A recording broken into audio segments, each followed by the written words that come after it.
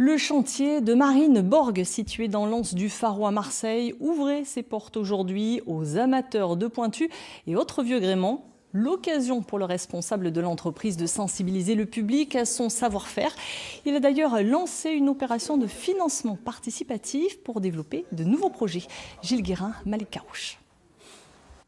Le maître des lieux, c'est lui, Denis Borg, issu de 3 générations de charpentiers de marine. Il sait tout de la construction à l'ancienne. C'est un bateau grec et à l'époque, il n'y avait pas de clous, il n'y avait pas de vis. Et on se servait de chanvre et de lin pour tenir les planches les unes entre elles. Et la coque était cousue.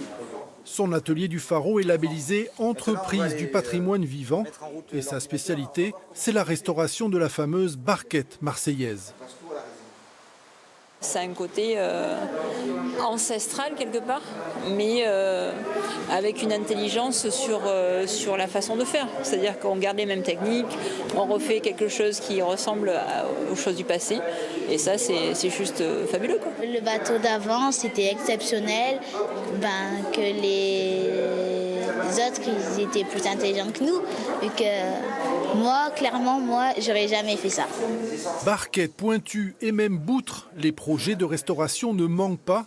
Aujourd'hui, les portes de l'atelier étaient ouvertes aux amoureux du patrimoine et aux potentiels donateurs. 12 km de fil.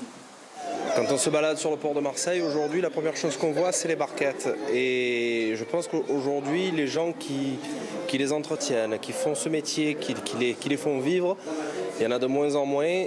Et Denis fait ça avec amour. Je pense que ça mérite le soutien. Et c'est aussi une façon de donner un grand coup de projecteur sur notre activité. Je ne parle pas que de moi, mais aussi d'autres charpentiers de marine. Et j'en profite aussi pour eux. Mais nous aussi, au niveau du chantier, de donner un grand coup de lumière sur ce que l'on sait faire. Et aussi, à travers le financement participatif, pouvoir se projeter vers de nouvelles activités. De nouvelles activités, c'est par exemple créer un paddle 100% marseillais. En voici l'ébauche. Et surtout, pérenniser une petite entreprise au savoir-faire ancestral.